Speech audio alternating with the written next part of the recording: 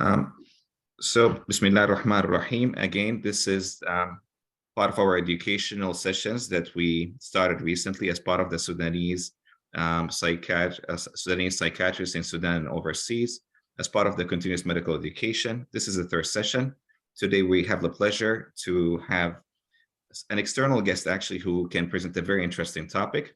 We have Dr. Pathare. Dr. Pathare is an associate professor of psychiatry at the Albany Medical College. He obtained his MBS degree in Mumbai, India, and trained in psychiatry at Penn State. He is the graduate of the Psychosomatic Medicine Fellowship at Yale. He was formerly the director of consultation liaison consultation liaison psychiatry at Penn State, and he's currently the director of outpatient services at Albany Medical Center, Albany Medical Health System. He's committed to education and devotes most of his time to psychiatry residency program as their associate program director. He's active on committees for psychiatry training and CL psychiatry at the national level and has received multiple institutional awards in the recognition of his effort. The overlap of epilepsy and psychiatry has always been a topic close to his heart, and he ran one of the few epilepsy psychiatric clinic in the US in 2020. Without further ado, I'm welcoming Dr. Pathare to start his presentation. Thank you for that wonderful introduction and your kind words. I'm glad to be here and be able to connect with everyone. I'm sure, I hope this session is as interesting to you as it is to me. And I hope to have time for questions at the end.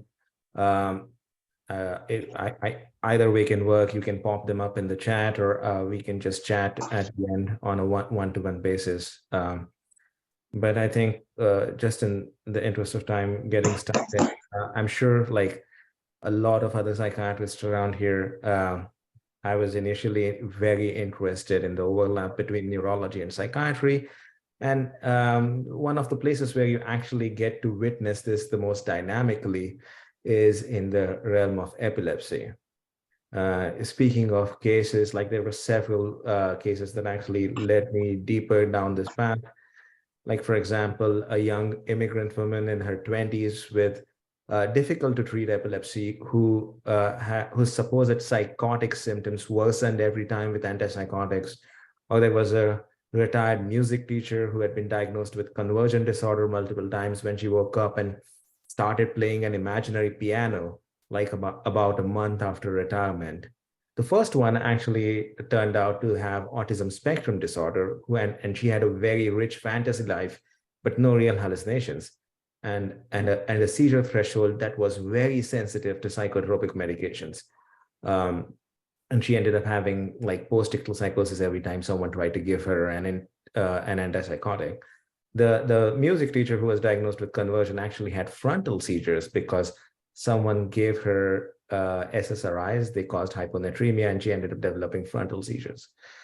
So I think cases like these are always fascinating to us, and they led me to working further with this population. But just I think I like to kind of start off with this because this is one of the first good and complete descriptions of the overlapping phenomena that we are talking about that we have. This is a text from the library of Ashurbanipal from about 2,700 years ago. So what it highlights a few things that I've put in bold, including the name that they use for this condition, which is the falling disease, or the lord of the roof, or power of influence over someone. The falling disease is kind of easy to guess, but the lord of the roof kind of stumped me for a little bit before I realized they were talking about the person's eyes rolling up during this process as if they had been possessed by someone who was on the top of the roof. They also talk about these horrible, alarming visions, which could be taken as hallucinations, and a constant state of fear, along with periodic outbursts of angers, delusions, religiosity, which was kind of out of keeping with the person's own norm, muscle weakness, amnesia, etc. What's also more interesting is they recognize that that the action to be taken in this case was by an exorcist and not a physician. And although this is just a rough translation, the exorcist was supposed to focus more on mental and spiritual problems in their society. So I think they were also kind of wondering about the origins and the actual nature of this disorder itself. So as an outline, we will go over several things. I think starting with a little bit of history, just to give us some perspective. But then we can talk a little bit about epidemiology and vulnerability. We'll touch neurobiology very briefly. We'll talk about classification of these entities along with their clinical presentations, treatment, and outcomes. And then we'll kind of go to the questions. So the first description, I think we kind of touch upon the first good and complete description, but the first description is from about 2000 BCE, so roughly 4,000 years ago, which is in an Akkadian inscription, which covers like a tonic phase and the loss of, also describes loss of consciousness and neck version. In the ancient Indian tradition, around 600 BCE, they clearly refer to this as a brain dysfunction and specifically state this is not divine intervention or demonic possession. They also use terms which mean paroxysmal loss of consciousness and amnesia, which can occur with or without convulsions to describe this entity. The Greeks kind of then take over and they describe the epilambian as they use that term from where the term epilepsy arises, which essentially means to seize or possess. This was described, the epilepsy specifically was referred to as the sacred disease for the longest time based on Heraclitus's writings, but actually Heraclitus in reality described opinions, like your own personal opinions, as the sacred disease, but somehow that got confused with epilepsy. Hippocrates, as usual, kind of clarified things a little bit and tried to take them away from superstition. In more recent literature, I think Karl Kanstadt tried to classify this overlap as psychic neurosis, with psyche being the soul. But once again, we weren't in really very clear territory here. Evil spirits actually continue to be blamed in a lot of places across the world to this day.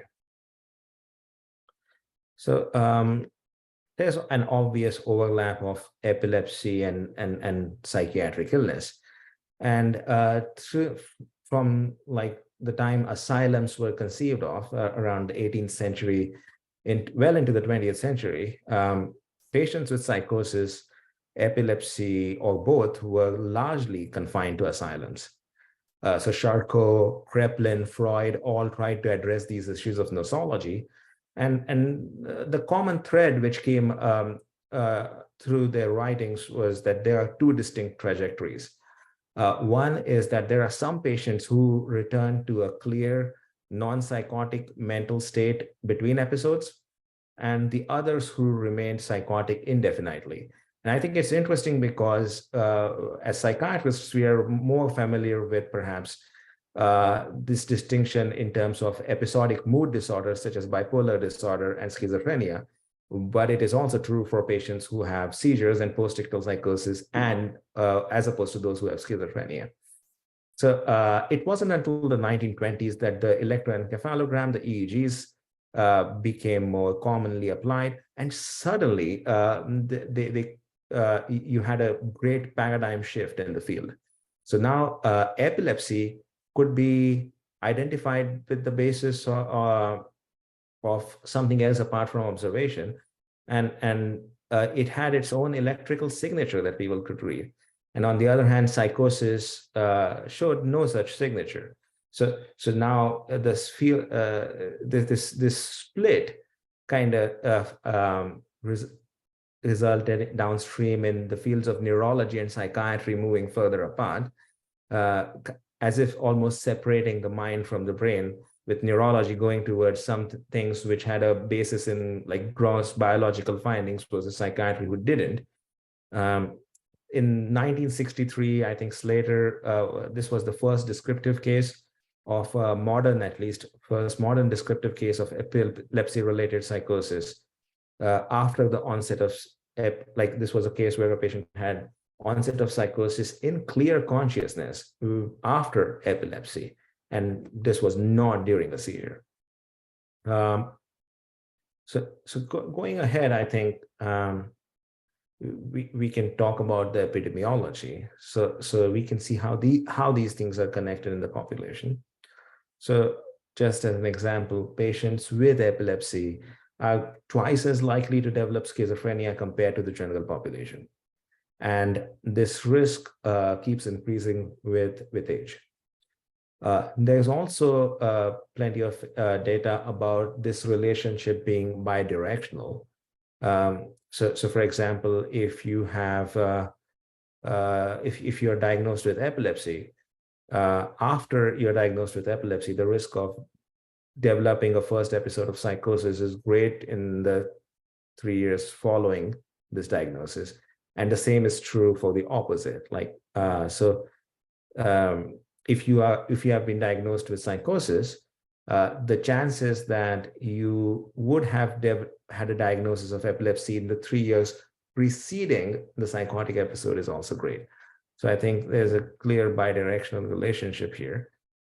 In terms of localization-related epilepsies, like which we can pinpoint to a specific region, the temporal lobe, which is, as you all of you know, more intricately linked to cognitive and emotional functions, perhaps, appears to be more closely associated with psychosis than other forms of epilepsy. So temporal lobe epilepsy has a prevalence of with psychotic features, I think has a prevalence of about 10 to 15%, which is a great number. However, there are some other things that we also have to keep in mind. So, for example, patients with generalized epilepsies are much more likely to have psychosis at an earlier age, and they're also likely to have a worse prognosis. And while we might try to postulate different mechanisms here, I think the one thing which kind of, to put it very crudely, I think if your brain is doing worse overall, if all of it is seizing a lot, the chances that other bad outcomes might accompany one bad outcome are greater, if that makes any sense. So for example, if you have more seizures, you're more likely to develop psychosis. If your seizures are occurring in clusters, you're more likely to develop psychosis. If your seizures are generalized, more likely to develop psychosis. Earlier age of onset is also associated with a worse prognosis. So we have several different categories of psychosis that we'll get into in way more detail down the road. But I think one of the things which is kind of interesting here is, so if we are trying to separate postictal versus interictal psychosis, there are two separate risks. So for example, for postictal psychosis, one of the risks or vulnerabilities which comes through is the background. If you are looking at the EEG, the background is slowed overall, and there's a chance that the patients have more structural abnormalities within the brain. On the other hand, for interictal psychosis, that's not necessarily true. So if you're a psychotic between seizures, how often you have seizures is often contributory. So these are the two things which kind of separate out. Otherwise, they share a lot of the risk factors. Neurobiology is kind of interesting, but perhaps not the most well fleshed out part here. There are several postulated mechanisms, none of which are held with a great degree of certainty, but they're interesting to think about. So for example, there has been shown to be a decreased dopaminergic activity overall within the dorsolateral and ventrolateral prefrontal cortices in epilepsy, along with overactivity in the mesolimbic structures. What's fascinating is these things have like the decreased dopaminergic activity in the dorsolateral and ventrolateral prefrontal cortices has been associated with negative symptoms in schizophrenia, even when they don't have seizures. And the overactivity in the mesolimbic structures has been associated with positive symptoms in schizophrenia. So there's some temptation to kind of think of these phenomena as linked. In temporal lobe epilepsy specifically, we know that there's reduced dopamine binding capacity via the D2 and D3 receptors in the striatum. So essentially you increase the cortical excitability by disinhibiting the thalamocortical connections. Of course, as far as the third point goes, I think the general rule of thumb, which I talked about in the last slide, which is that if there's more widespread and severe impairment, you're more likely to have a worse overall presentation, including worse psychotic features as well as epilepsy. And I think the last point is actually fairly low-hanging fruit, which is if you have epilepsy and or psychosis, you notice changes in your brain structure, and especially structures such as loss of volume in the amygdalo-hippocampal area. So but that's not really surprising. So I think getting to the more practical aspect of things, like what do you do? So what do you do when someone who has a diagnosis of epilepsy develops psychiatric symptoms? And this graphic is kind of a compilation using several different algorithms, but I think there are a couple of common points in all these algorithms. And the first one is anytime you have an acute change to a psychiatric condition in a patient with epilepsy, or development of psychiatric symptoms that appear to be out of keeping with their trajectory otherwise. So for example, if you have a patient who has epilepsy and mild to moderate depression, and they are suddenly more depressed, that's not what we are talking about here. But if they suddenly develop catatonia, that's a different issue. So the first step is almost always going to be get an EEG, because you never know what a seizure looks like, or you never know what a postictal state looks like. Because if they're either seizing or if they're immediately postictal, I think seizure control is the way to go. If they're not seizing in the movement, then the next fork in the road is the EEG slowed, because then that puts us in the realm of delirium. If the EEG is slowed, it can either be a postictal delirium, or it can be a delirium due to some other condition, which we should in which we should try to treat the underlying cause and give it time to kind of recover on its own. If the EEG is not slowed, then we can think about the several different alternatives, which are postictal psychosis, interictal psychosis, post-normalization, and medication-induced psychosis. And we will get to these individual conditions in a moment. This is just a graphic to illustrate the chronology of psychotic events in epilepsy. So the ictal state should last essentially about 2 to 3 minutes. Otherwise, you can call it status. Anything just after the ictal state, just after the seizure, is more likely going to be encephalopathy or delirium. This shouldn't ideally last more than 24 hours unless there is something which has precipitated or perpetuated both the seizures and the delirium separately. The post-ictal psychosis time range is roughly 24 hours to a week, and anything which lasts beyond a week in the absence of new seizures starts to fall under the realm of interictal psychosis. But if we start way at the beginning, even before the patient has a seizure, or before the patient has a classical or a complex seizure. You can have pre-ictal states. These can include times when seizures are coming on or not generalized, and simple seizures or auras. These often have a psychiatric component to them. So things like anxiety is and panic-like symptoms are one of the most commonly described simple seizures. The anxiety is often difficult for these patients to characterize. Like they'll tell you, I'm feeling afraid. I don't really know what I'm afraid of, or they don't really have any specific worries. Derealization, depersonalization, almost like a dissociative state, that can also be found. There can be forced thinking, which sounds like an obsession, but these thoughts are completely disconnected from the rest of their psyche. There is an ideomotor aura when the patient feels like they have the motivation to perform complex actions, but they sometimes execute them, they sometimes don't.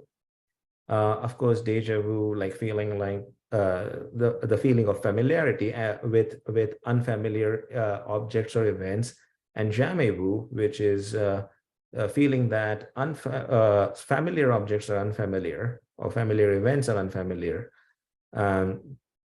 which is the opposite, and along with have been described. There have been strange cases, like you can get plenty of pretty individualized descriptions of hallucinations, visual distortions, etc. The list is very long. We don't need to go into all of that. And some of these symptoms can be linked to localization. Needless to say, these are if this is an aura, it's a simple seizure, and the answer is going to be manage the seizures better. If this is something which starts off as a seizure and goes, then becomes a conditioned response. So for example, every time one of my former patients got a simple seizure, an aura, it would trigger a panic attack because she was afraid that she's going to get another seizure. And that had to be treated separately, including with habit reversal. But still, I think getting good seizure control is key here. Then we get to the ictal state. So this is in the actual seizure. Most of the times when the patient appears psychotic, it's largely going to be either a temporal or frontal seizure. They can, I think the key factor here is there's an alteration in their consciousness. And while they might interact with the environment, the interaction is not purposeful and comprehension is essentially absent. The final diagnosis is obviously based on the EEG, but the presence of automatisms and the classic semiology, depending on where in their brain these events are localized, I think they help us determine whether this is a seizure versus this is some other phenomena. Of course, antipsychotics are absolutely not indicated in this case, and seizure control is key. You'll keep hearing this a lot. Seizure control is key. Post-ictal encephalopathy. So this is classic delirium. You can watch this happen if you do ECT, although in a very brief and controlled fashion.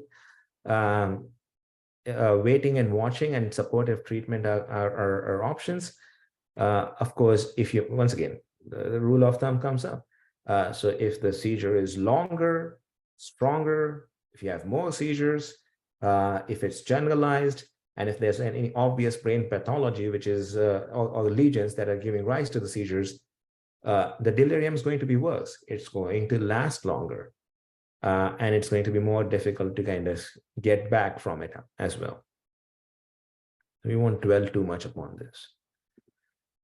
So this is where things start to become interesting. This is where I think perhaps psychiatry can have the most impact and can actually potentially change the course of the treatment.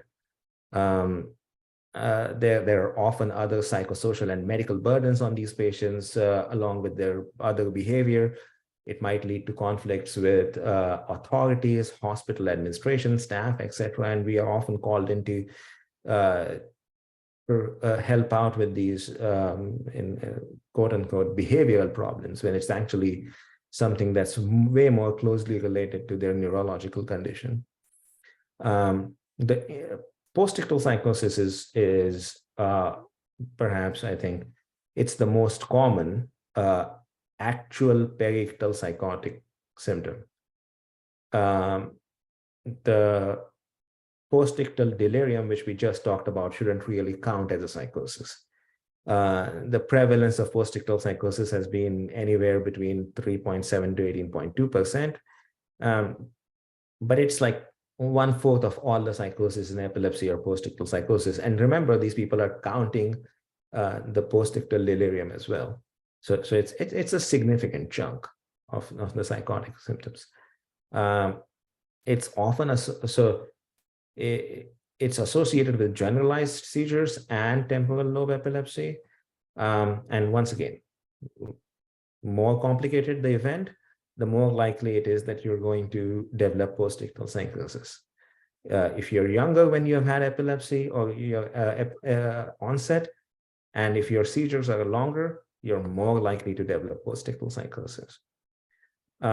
There has been some slight linkage of presence of ictal fear to post-ictal psychosis, but sometimes I think it might be double counting symptoms, and both as fear and psychosis. So I'm not sure about the quality of these studies.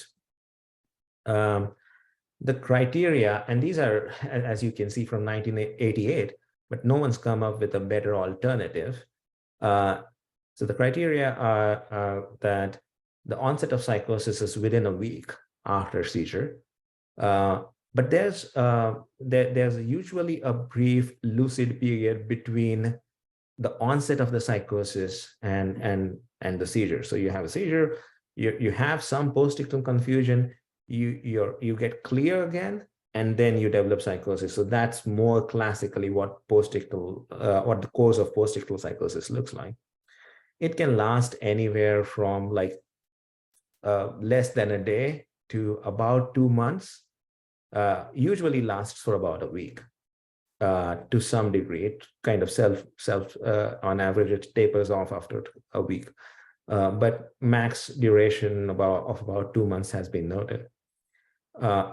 Remember that this max duration is when the patient did not have repeated seizures. So for example, if you have a patient who's seizing twice a week, they're never really out of the window for developing post-ictal psychosis.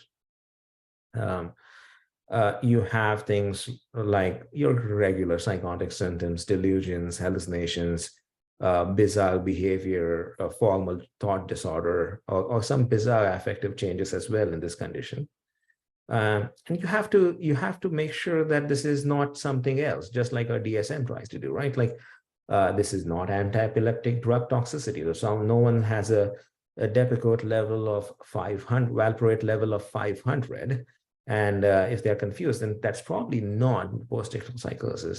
You have to make sure they're not actively seizing. So it's not like non-convulsive status. There's no other head trauma during the course of the seizure that it can explain these events. And of course, this is not an intoxication state or a chronic psychotic disorder. And as I said, there has to be a lucid interval. This is personally an interesting slide for me because I think one of the most common things that people are concerned about for these patients is the threat of violence. And post-ictal psychosis actually has been linked to interpersonal violence. And what makes this confusing, especially for non-physician staff, is sometimes these attacks or this violence appears to be directed. So about roughly a quarter of the post-ictal psychosis episodes have been associated with violence, either towards someone else or the patient themselves. And so this includes suicide attempts or self-injury.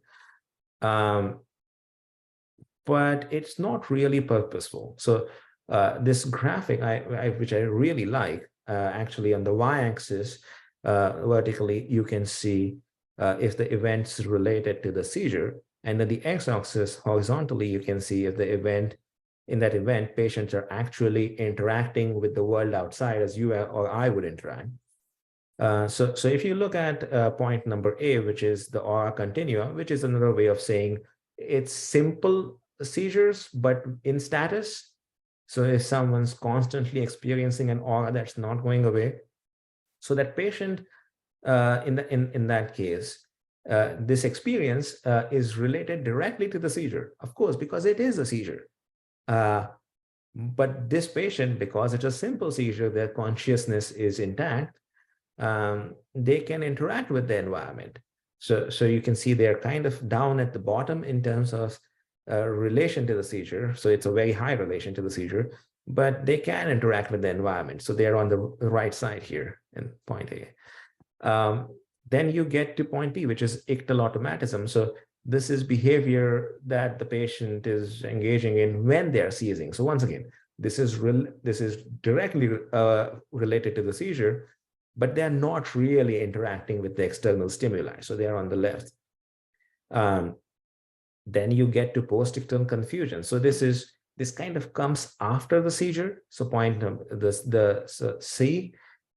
C. So this comes after the seizure, but because they're delirious, they're not really interacting with the external stimuli or the environment. So D is post-ictal psychosis. So this is not directly related to the seizure, but it is related to the seizure. And they're kind of interacting with the environment, but not really. So this directedness of the violence, so it might appear instrumental. So for example, a patient's in bed, several people show up in the room, and the patient feels afraid and tries to push them aside and leave. That sounds like a post-ictal psychotic description, if it's after a seizure, obviously, because they're very scared of some unknown thing out there. However, this patient's not planning 10 steps ahead. They don't have any elaborate conspiracy theories about this hospital staff belongs to an organization which is out to hurt them or their family or nothing like that. This is just a very primitive and a direct 1-2 step response to perceived threats. And point number E, on the interictal psychosis end of things, you have patients who are much more intact, who are much more with it, and who are kind of responding to the environment, and their presentation is not related to the seizures. So what should our approach be here? So I think our approach is kind of simple. First, I think help the patient seize less. So make sure that there's good seizure control. But there might be times where you might need to intervene. And intervention in these cases is actually going to be better in terms of use of, if you use sedative agents, as opposed to your classic antipsychotic agents. The interventions can also help because they might, in addition to shortening the course of this episode, they might prevent harm, and they can also prevent recurrence. Because if you have an episode, you're more likely to have another episode of post-ictal psychosis. Medication-wise, benzodiazepines are number one. Sometimes you might need to use benzodiazepines with antipsychotics because there might be a dose-limiting factor with benzos, like the patient's vitals are dropping dangerously low, or they are getting they're developing some of the other complication in terms of respiration or something like that. So you might need to combine the agents, but usually, if possible, the approach is use benzodiazepines first. There are a few cases when you could have to use parenteral medications as well. The duration of treatment is interesting because this is all based on case reports to series, ranging anywhere from 1 week to 3 months. There's no concrete guidance out there. There's actually also no data supporting use of other specific anticonvulsants which prevent post-ictal psychosis. So there's some faith in some practitioners, I think, even in epileptology, that drugs which have been used for psychiatric indications, such as valproate, because it's used for bipolar disorder, or lamotrigine or carbamazepine, might be more useful in these patients because, hey, if they work for one psychiatric cause, why not the other? But if we examine the data closely, there's actually no link that they are better at preventing or treating post-ictal psychosis than any other agent. I think whatever works for the seizure is your best bet, because as long as you have fewer seizures, the chances of being post-ictal are lower, and the chances of developing post-ictal psychosis are also lower. So shifting gears a little bit, we come to the next part, which is where we could make a difference, which is interictal psychosis. So this is in clear consciousness, psychosis in clear consciousness. So we don't have a link between this and epilepsy with the same strength that we have for, let's say, post-ictal confusional states or post-ictal psychosis.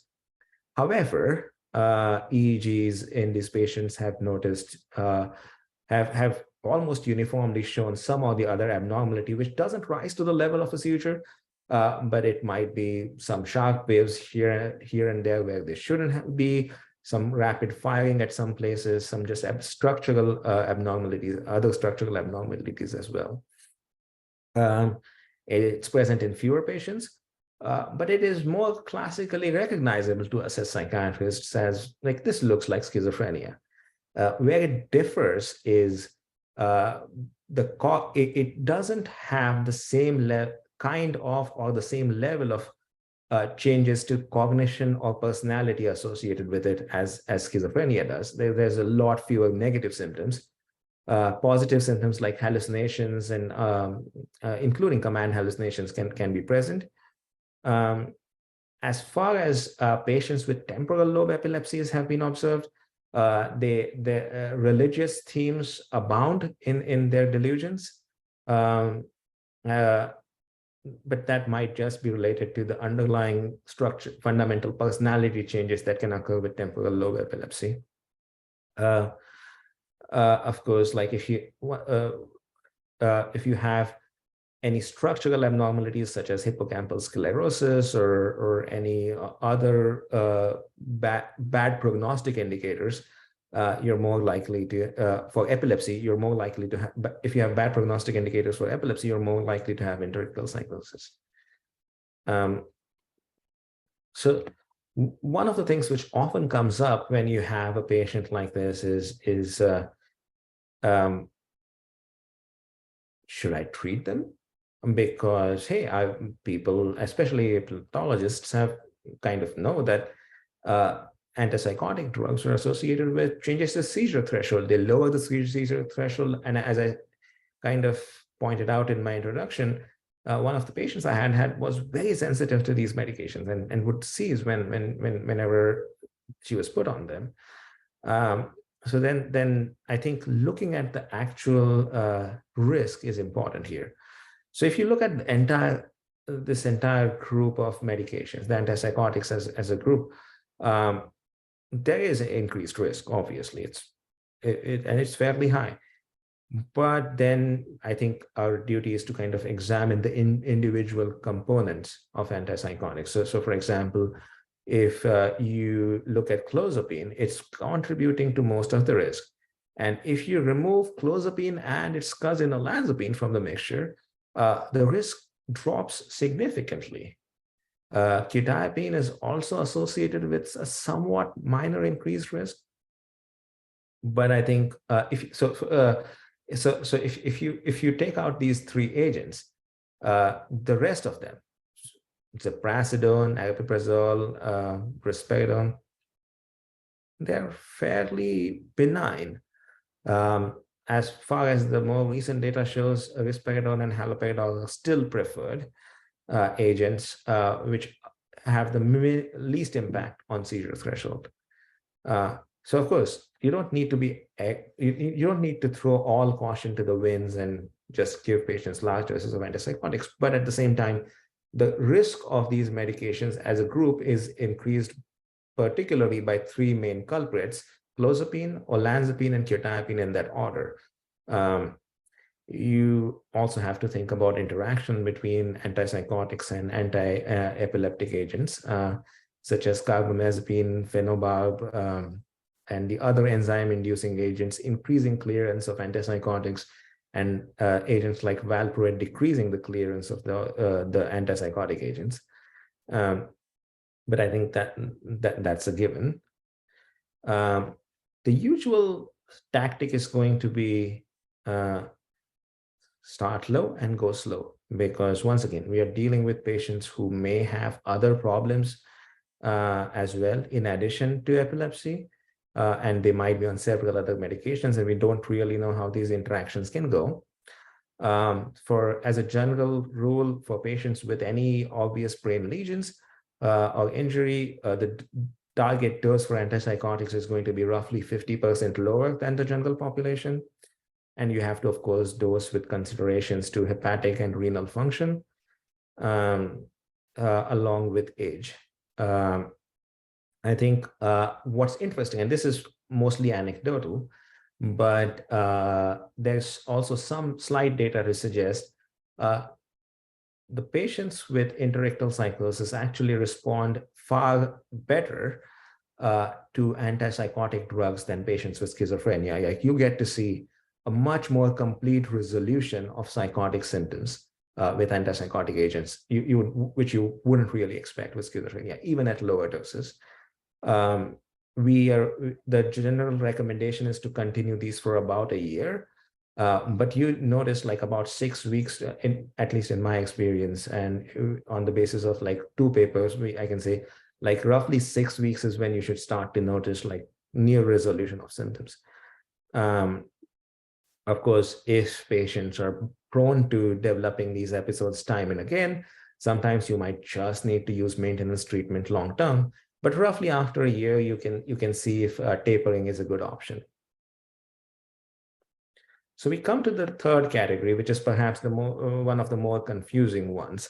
And our role, especially as psychiatrists, can be a little more limited here, which is forced normalization. So this is described initially as a state where, like, if you're psychotic, the EEG in these patients with epilepsy started to look more normal as compared to previous EEG findings. Landau described this first in about 53. So when Tellenbach kind of looked at this phenomenon again in 65, he noticed that rather than focusing on the EEG, maybe we should focus on the seizures. And he coined the term alternative psychosis, because he argued, and wisely so, that just because the EEGs were normal did not mean that epilepsy was absent. In 1991, Wolf proposed the term paradoxical normalization, because what he postulated was that while the cortical parts of the epilepsy, which were being looked at by most of the EEGs prevalent at that time, the cortical parts of the epilepsy were gone, what had happened was the limbic system, which was firing at a lower rate, is now the place which is more active. And you have a lot of subcortical seizure-like activity, which is not picked up by your regular EEGs. And this is what's causing the patient to look more psychotic. And I think currently the alternative seizures theory, or you can call it alternative psychosis as well, but alternative seizures is the more recent term, where essentially this state is being explained by the absence of cortical firing at a higher rate is responsible for unmasking or sometimes even precipitating limbic or subcortical firing at a lower rate, but it's still a seizure. So I think we are moving away from thinking of this as a predominantly psychotic state. This has been precipitated mostly by, as you can see, and good anti-epileptic drug use, sometimes by epilepsy surgery or VNS. So essentially factors which would work well mostly for cortical seizures, not subcortical seizures. So focal epilepsies were more prevalent here for forced normalization than general epilepsies. But once again, this is old data.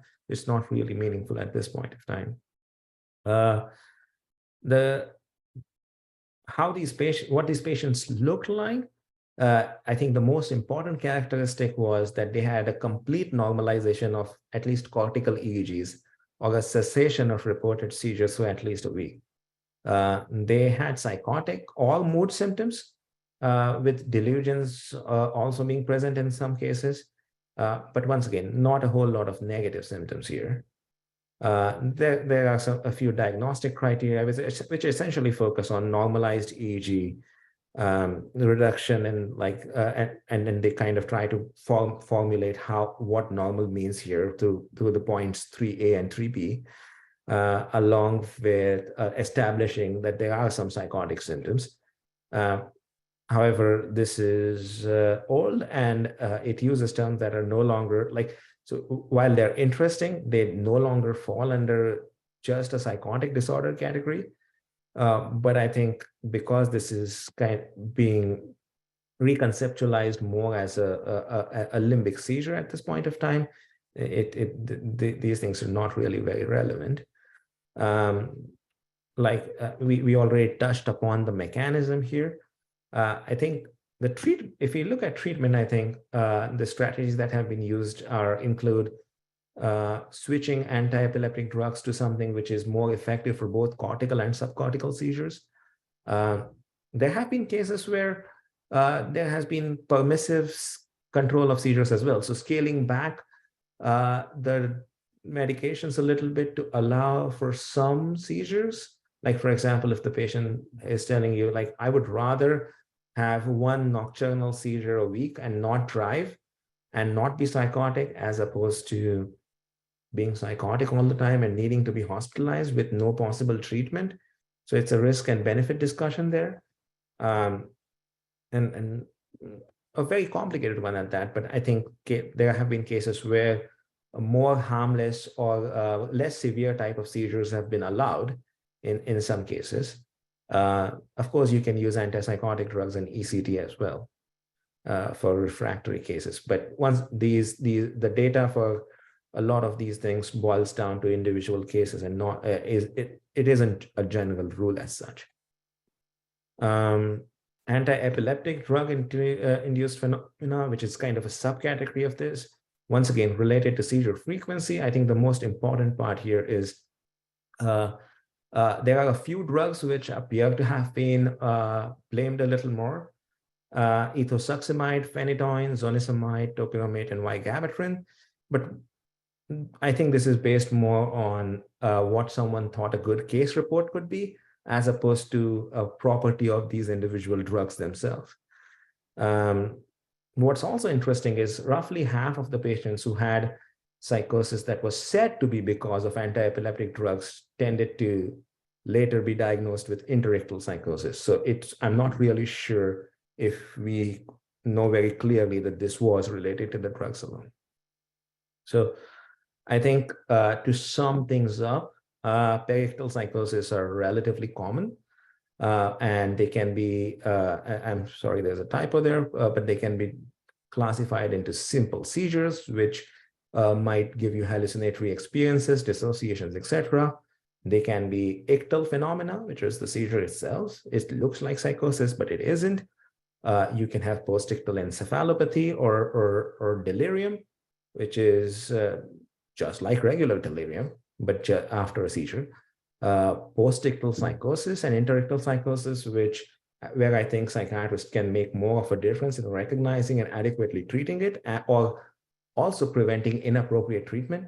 And forced normalization, which was thought more to fall under a psychiatric realm, but is being increasingly recognized as alternative seizures. These are the major categories. Diagnosis will require a careful study of the semiology of the seizure, along with the context in which these psychotic events occurred, and the overall course of the illness. Of course, seizure control is the mainstay treatment, but other therapeutic modalities such as use of as-needed benzodiazepines, and in some cases use of antipsychotics, might be indicated. And we have to be cautious about both risks and benefits of treatment. That's kind of self-explanatory, but we should also not shy away from treating when we need to. So this is another interesting quote, but from Shakespeare this time, where I think Iago's describing some post-ictal changes. I don't know what they are, but with that, I think that's the end of my slides. So I'll stop sharing my screen. I can make these slides available to anyone who wants them. And perhaps we can, if there are any questions or anything that people want to discuss, I'm here. Thank you very much for this excellent presentation. Very comprehensive, very also with a lot of details about different topics here. I mean, we can open the floor for questions. I have questions myself, but I'll leave them toward the end. Yeah, please go ahead. I think we have one hand raised here. Dr. Abdelghani? Yes, Assalamu alaikum. This is Abdelghani. I'm talking from Hello. Khartoum, Sudan. Thank you hello. so much for your nice presentation. My question is, if a patient with controlled seizures for 1 or 2 years, then they develop psychosis, would you relate it to epilepsy or not? This is my first question. And my second, it's not a question, it's a comment. Long ago, I had a patient with chronic schizophrenia who was not actually responding well to medication, and he was an inpatient for a long time. Suddenly, he developed a seizure.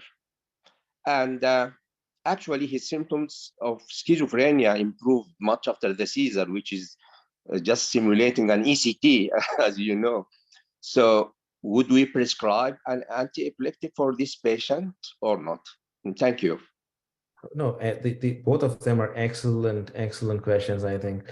So the first for the first question, this was I presume. So this is a patient who has epilepsy. Yeah. And what kind of epilepsy do we know? It is generalized seizures, actually. Okay. Generalized seizures.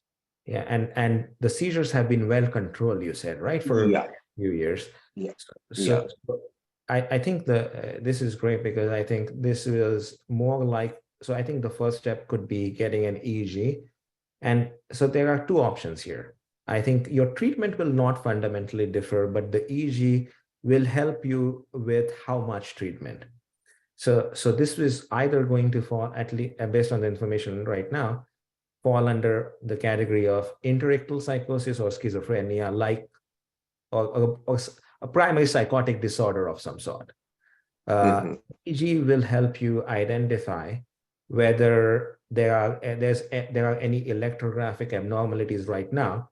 If there are any, it doesn't necessarily mean this is interictal psychosis, but it can tell you that you need to be a little more cautious with antipsychotics than, let's say, the EEG is stone cold normal. So how much you titrate, how fast you titrate up the antipsychotics can sometimes depend on, like, let's say the patient has a lot of sharp waves and they're not seizing from a semiology standpoint. You look at them, they're perfectly okay, but they have a lot of electrographic abnormalities. I know that this wouldn't classify as a seizure, but I would be more cautious about, let's say, giving this patient olanzapine or clozapine. So that can inform the treatment. If I think, regardless of which one it is, even if the EEG is normal or not normal, antipsychotics could be helpful, because this will fall under one of the two categories, which is either it's interictal or it's a primary psychotic disorder, like, for example, schizophrenia. So the course of treatment is clear, but the EEG can help you guide how much treatment. And does that make sense? Absolutely, yes. Thank you. Yeah. And so your second question, I think, so this is kind of like the forced normalization category, like the opposite of it, in some ways, right? Like, so a seizure temporarily resolves some of these symptoms. I think, how often, like, what kind of a seizure does the patient have that resolved these? It was a generalized seizure, actually. Yeah. It was a generalized seizure. So I think in that case, I think the consensus is mostly to treat the seizure, because I think even if we see transient improvements, so for example, patients with epilepsy, right? Like we would, even with generalized epilepsy, the initial expectation was these patients would get better, like these patients would not be prone to having mood disorders. And if they had any psychotic or mood symptoms, when they ceased, they would get better. So some of the patients actually do get better, but the long-term observations have been that the number of seizures and the number of generalized seizures correlate with, if it's higher, it correlates with worse outcomes. So longer term, their mood deteriorates more, their cognitive function deteriorates more, and psychosis can become more resistant to treatment. So there might be some immediate changes that look like they're better, but longer term, I think the more generalized seizures a patient has, the more resistant treatments they can develop, resistant symptoms they can develop. Okay, thank you so much. Thank you. So I think I have a couple of things in the chat, if I can just go through them. So the psychogenic non-epileptic seizures actually would go in completely. So if it is in the classical sense, convergent disorder, they would go in a completely separate category, which is not related to psychosis at all. So I think the focus, what's interesting though is about 40% of patients with epilepsy have some or the other non-epileptic seizures of some kind. And what's more interesting is the number of non-epileptic seizures actually increases when the real seizures are better controlled. Which speaks, because I think I'm not about to get too psychological here, but a lot of these patients end up they have developed these illnesses early in life. They are very debilitated, and they have sometimes created an identity around the seizure. And there's in some psychoanalytic discussions, I think the purpose of these seizures is also sometimes debated.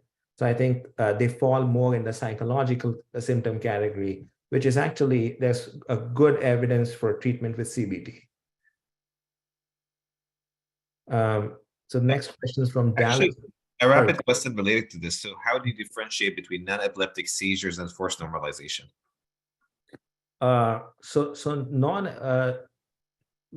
If we are very liberal with our money and equipment, getting a hyperdense array EEG or intracortical electrodes might, like if you want to really nail it down, you could see observe limbic and subcortical activity if you want.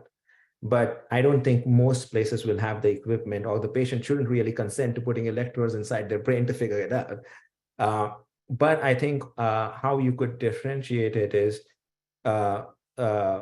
the forced normalization is essentially an upsurge in psychotic or extreme mood symptoms when the seizures resolve. And psychogenic epilepsy or psychogenic seizures would be seizures are resolving, but you have seizures. So I think the phenotypical present, I think that difference will help us more, and it can be a good point to start with, in the absence of like super expensive equipment and patients willing to get electrodes put inside their head.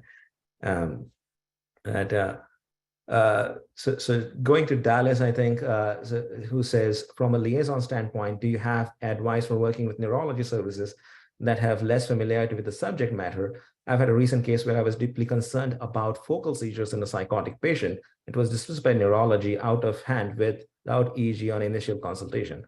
So this is going to be more difficult. I think, honestly, pulling strings helps. Having a good working relationship with the epileptology group, as opposed to general neurology, is going to be a good strategy here, because the general neurology group is it's actually so.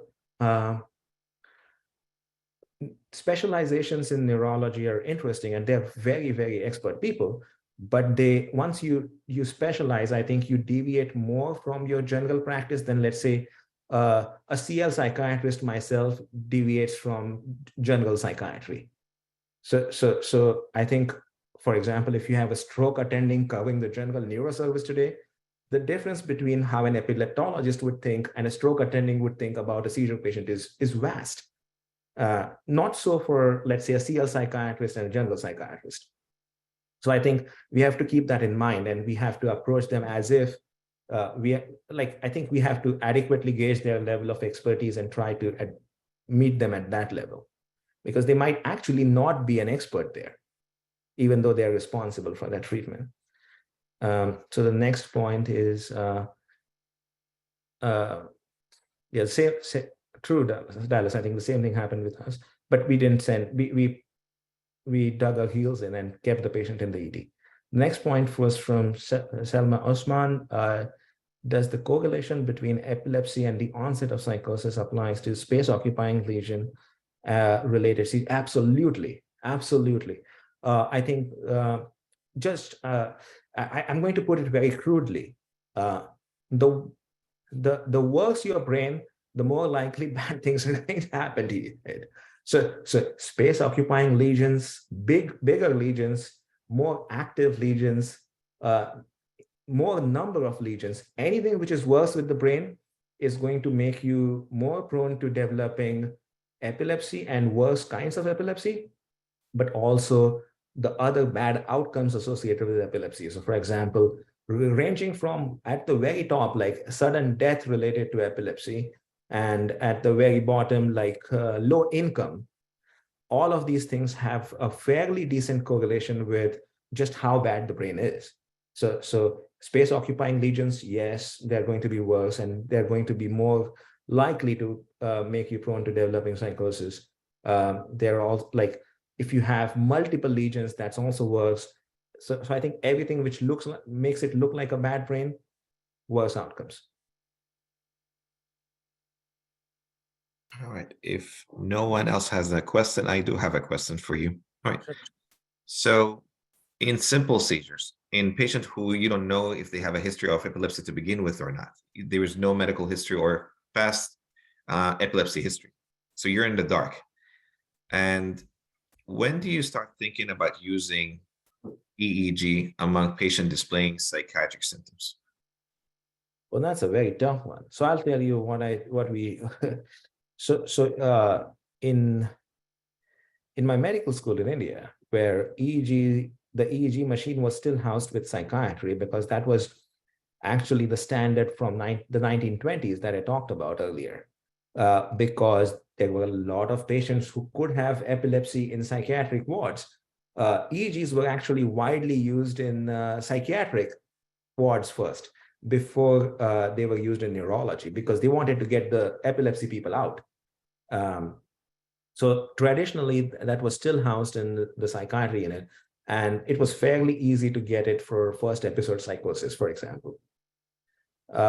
As we have moved more towards a managed care setting here in this country, I think, so for example, any decent first episode psychosis place worth its salt, if you have a good semiological description of some red flag like things, right? Like catatonia early in the game, automatisms, altered consciousness occurring in a patient who is not as psychotic. So, of course, a floridly psychotic patient with schizophrenia can look like they're seizing. Like, we can't tell because they're all over the place. But if you just started to have psychosis and you are way disorganized, that's a red flag there. Like, because sometimes you're way disorganized, your behavior is just unmanageable. You don't really understand what's happening around you. And at other points of time, you're just thinking that there are conspiracies, aliens, etc. So that's not adding up. So red flags will include things like catatonia, automatisms, any incontinence, or any other classic things that you associate with seizures, such as tongue bite, or even tremors, or just eye rolling, or ictal vocalizations, neck version, all those things, or cognitive symptoms that are out of keeping with the stage of psychosis. So suddenly you're very psychotic, and then you're not really that psychotic. Like that shouldn't really unfold like that in, let's say, a patient with schizophrenia. So if there are these red flags, I think any decent place worth its salt where you have first episode psychosis clinics will say, okay, this sounds like this could be a seizure. Let's get an EEG. At least, so routine EEGs are actually kind of worthless until they have a finding. So if you have a normal EEG, it doesn't necessarily mean that you don't have a seizure. If you have a seizure-like event and a normal EEG at the same time, sure, then it means something. But at least that's the first step, like getting a spot EEG, see if there's any abnormalities there.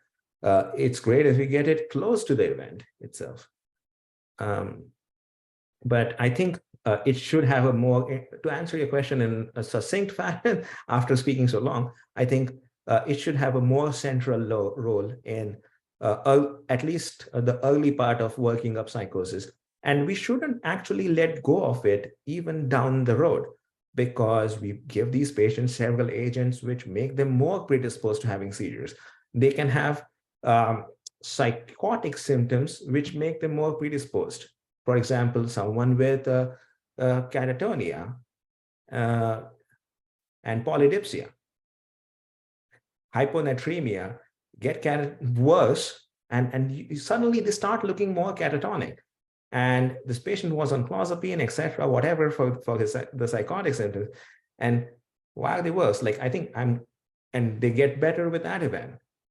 I think what we need to really focus on at that point of time is catatonia the worst thing we are treating, or is there a non-convulsive status kind of under there without the hyponatremia, clozapine, and everything else? Plus, I think, as we said, your brain being worse off, like if you have psychosis, like there's a bidirectional relationship here. So you're more likely to have seizures if you have psychosis, and vice versa. I think the other question is, how about the use of long-acting injectable antipsychotics in patients with psychosis and temporal lobe epilepsy? I think that's fine. There's not a whole lot of specific data about it. But I think, so the positive is most long-actings that we use are agents which are actually safer from a seizure threshold perspective.